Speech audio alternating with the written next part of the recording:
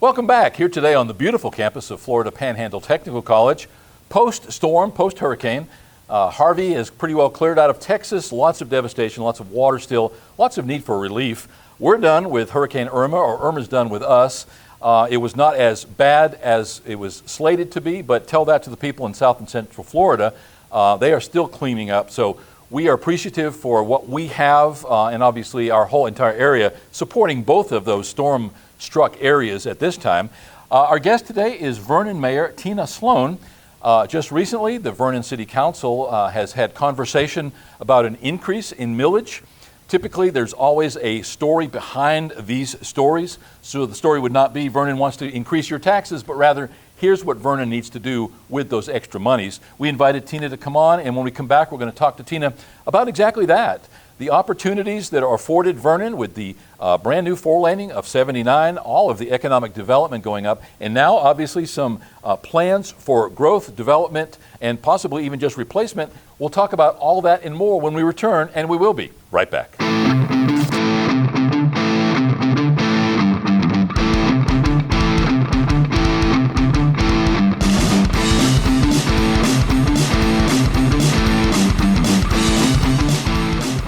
Welcome back. As mentioned, our guest today is Vernon Mayor Tina Sloan.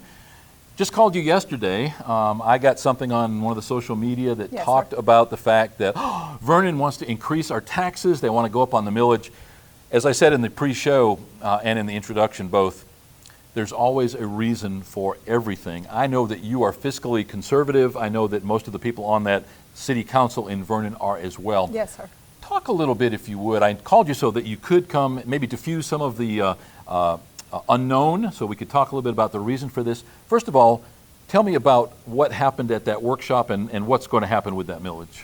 Okay, at the workshop, actually the millage was voted on to increase. I was not at the workshop. I had another meeting, but we have discussed it. We've had workshops, we've discussed it at meetings, we've had public hearings. The city council decided to go forward with and levy the millage at the highest possible rate, which does in fact double the property tax that the citizens that live inside the city limits of Vernon pays.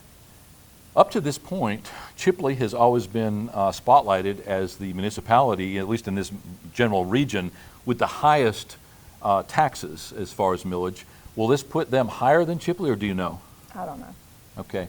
What is it that's causing the need for more revenue for the city of Vernon? There's several things that's causing it. Number one, we lost from 2006, 2008 to date, our revenues for the city of Vernon is down 50% due to the four-lane coming through and the businesses that we lost. We also lost residents, but we lost several businesses, which generated the majority of our income. Yeah, a small town like Vernon, when you only have, say, 20 businesses and half of those go away, it doesn't take a rocket scientist to figure out you have a shortfall there. Have you found that there are some businesses who are now looking at 79 and Vernon in general for their businesses, or is it still too soon for that? There are some that's looking. We have some property that has sold and there's improvements being made on it, and then there's also property that's sold that we're really not sure what the people's going to do with it, but it is in the commercial zone. One of the most obvious examples of one of those businesses that has recently changed hands, Holmes Creek Pizza and Pasta. Yes. That was a case of retirement. Peggy and her husband just were done.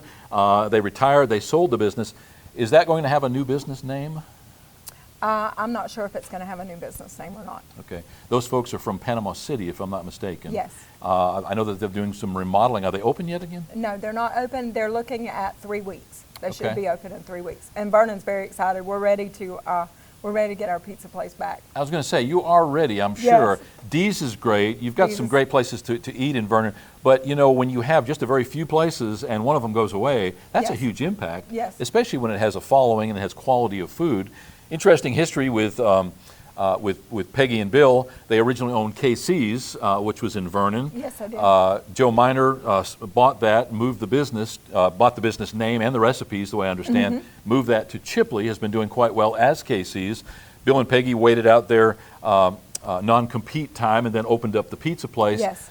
They had that old two-decker English bus in there. Yeah. It was quite an iconic place. When you drove by, you didn't miss it. If somebody explained to you what it looked like. All you had to say is look for the bus. Yeah. Yeah. I noticed the bus is now up on 277 with some pavilions. What's going on up there?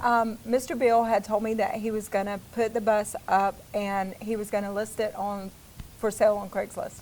Okay. Now, what about those tables with the little palapa huts over them? What's that about?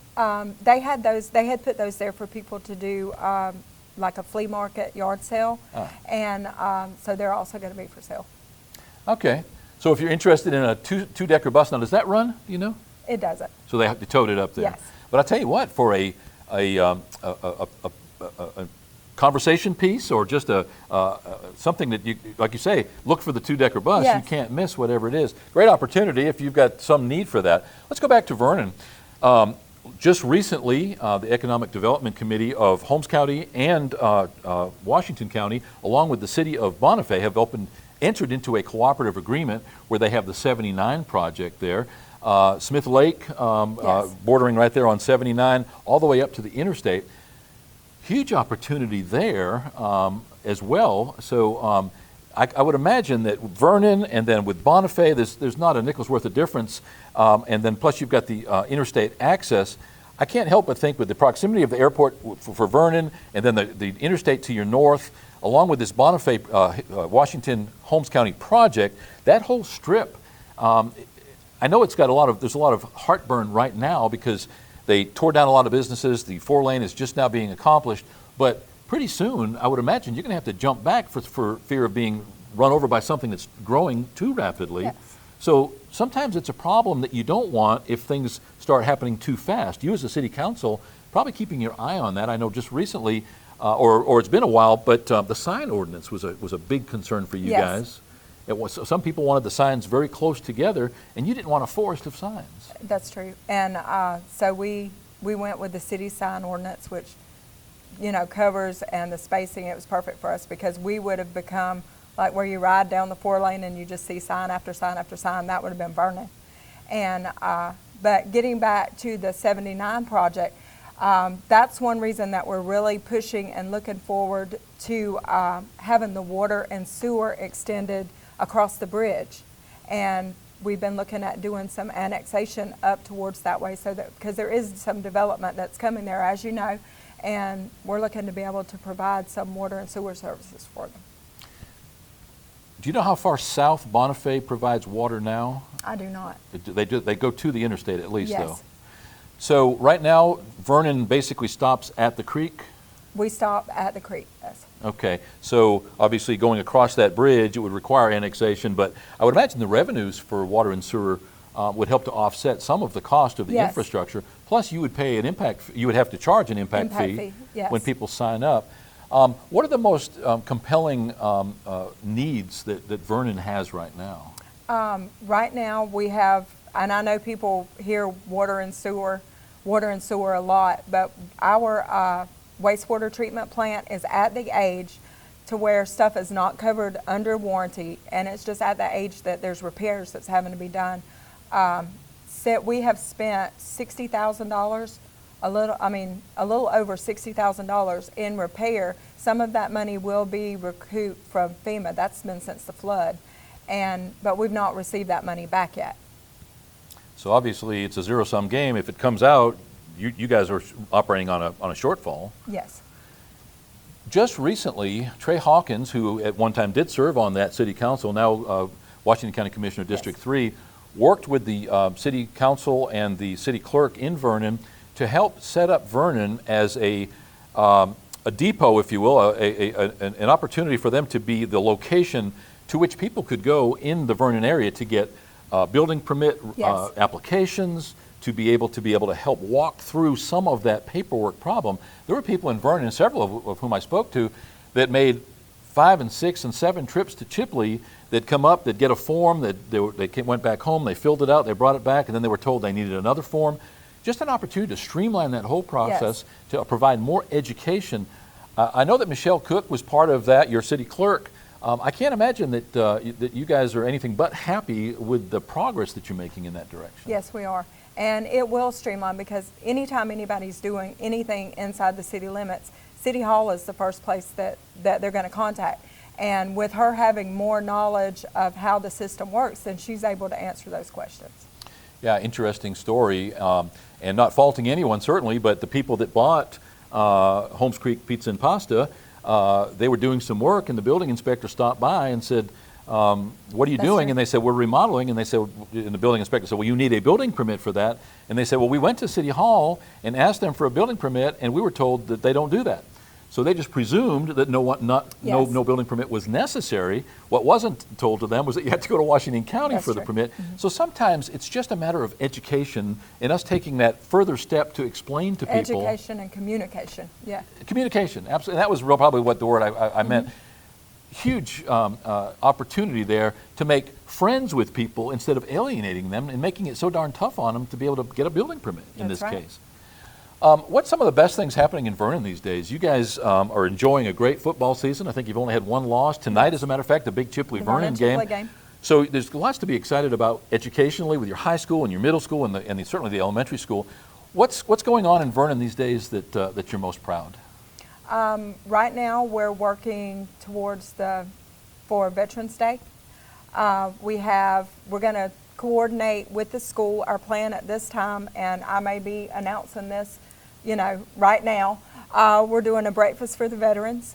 It's going to be in the morning. We're looking at the fire department. That way, the veteran. We don't want to do. We had thought about doing a parade, but we don't want to do anything that's going to interfere with the schools, because the school always puts on an awesome program honoring the veterans, and their program is basically an all day. So we figured if we do breakfast, they serve lunch, we can cover the day. Our staff had the opportunity last year to go to the middle school and enjoy in their gymnasium that musical and honor celebration. That was awesome. It brought tears to your eyes. You were able to get and attract a bunch of veterans from the area who took that opportunity to celebrate their life and times, to honor them for their service. Kim Register, your entire, Brian Revere over at the high school, but Kim and her staff at the middle school did a great job on that effort. And hats off to you for not wanting to get in the way of other things that may be happening. Unfortunately, sometimes we go right through those kinds of celebrations, or what should be celebrations such as Veterans Day, with nothing going on. It's almost a good problem to have too much going on. Yes. You, at one time, had told me that you wouldn't mind seeing the old Orange and Bluegrass Festival revived. Is that something you still have on the back burner? Yes, sir. That is something right now we've just been having to focus on our budget, getting our budget and everything outlined. That's something that we're going to move forward on the beginning of the year. Yeah. And then we also have our Christmas Bazaar that we didn't do last year. We're doing that this year. We're going to do it in November, and we're going to do it at the Sportsplex instead of on the square, so that there'll be better access for parking. There'll be more room for people to set up, because I think since we're doing it in early November, that people will have time to come out and they won't already be done their Christmas shopping. So why wasn't it held last year? Last year, we just didn't have it. Yeah. Was it on the same day as the Christmas parade the year before that? It was. But we decided not to do that this year because the Christmas parade is closer to Christmas, and a lot of people have already done the majority of their shopping. So when people come out and get their booths and for their arts and crafts, then there'll be a market for it. Well, and I'm glad that you told us that. We'll make a point of putting that on our calendar. It'll be sometime in November. You haven't set a date yet? November 4th. Okay, so the first Saturday in November? Yes. At the Sportsplex. Yes. It's going to give you a lot more room and certainly a lot more parking. Yes. And also the shaded trees and that sort of thing. Regardless of the fact that was in the first or second weekend in December, it was still a hot day, if I remember correctly. Santa Claus got sunburned, I think, a little bit out there. So going back to the original reason we asked you on the show today, there will be a millage increase. It looks like that is a for sure thing in the city of Vernon. Yes, sir.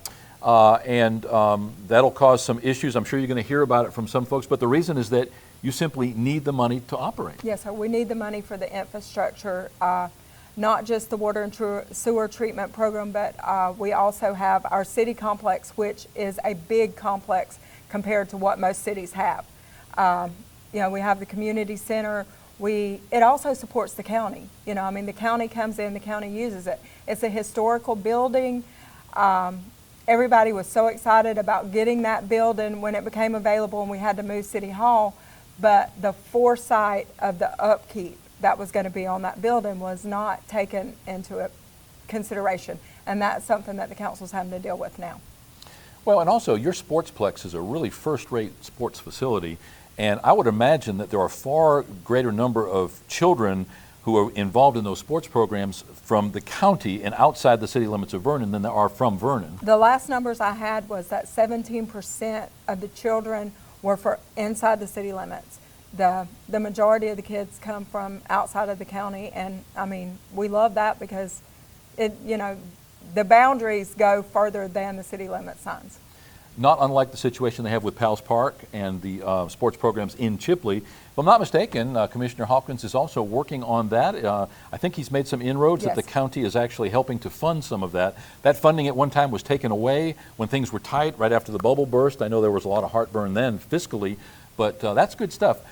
Trey is a Vernon guy, but obviously he represents all of Washington County. But I imagine you're excited about Trey being in that position. I am. And he does. He attends our meetings regularly. He has information for us. He's able, a lot of times it streamlines what we're able to do, because instead of having to research something with the county, if we've got our county commissioner sitting there, he can tell us. We recently had that same conversation with Tracy Andrews, recently elected to the city council in Chipley, that when you're elected to one of those officers, there's no book of rules, or there's no book that tells you what has gone on for the last several years prior to your sitting in that seat. You pretty much have to grab a rope and hang on and learn on your own, and sometimes that can be a tough chore. It can. I can remember back 7-8 years ago when Trey, myself, and Joey Brock ran for city council, and we all got on at the same time, and we were just going to take the bull by the horns and get stuff accomplished, and we come to a real quick awakening that it doesn't happen like that. It doesn't happen overnight. It doesn't happen quickly, but I will say that we recognize the fact that with the three of you on there, that you did make inroads, you did make changes, you did make improvements, and those things continue. Best of luck going forward, and congratulations on you being mayor. You've been mayor for a while. I think you're the perfect person for that. You know the history, the culture of Vernon. Thank You've you. sat on that city council board yourself. Yes, sir. So you know both sides of that. You took some time to be a private citizen, and now you're back as mayor, and I think that that's a wonderful thing. So thanks for taking the time today as well. Thank you so much. Come back soon. Let's keep up to speed on, especially I'd like to hear more about what happens going forward, your success at getting caught up with this new millage. That's not like the coffers are going to open and a bunch of money is going to pour in. That's a slow-moving train. It is a slow-moving train, but as the council president, Mr. Gary Owens, did state at the workshop, it's something that will be revisited in a year, because if we can generate the funds we need when we do get our FEMA stuff actually added into the budget that reflects on the budget, but it's not, the money hasn't came through, it's not in the coffers. When we can get that, we will revisit. I don't believe that the council has intended this to be a permanent increase. The last thing any elected official wants to do is raise taxes. I mean, that's just a no-brainer. There's no reason in the world why anybody would want to, unless there's a good reason for it. And it's been very hard, because as I don't have a vote, I have sat there with them, and I have watched them go back and forth, and I've watched them, they've weighed the pros, they've weighed the cons. They knew it was going to be hard, but they made the decision that they felt like was for the best interest of all of Vernon, and that's what you have to do.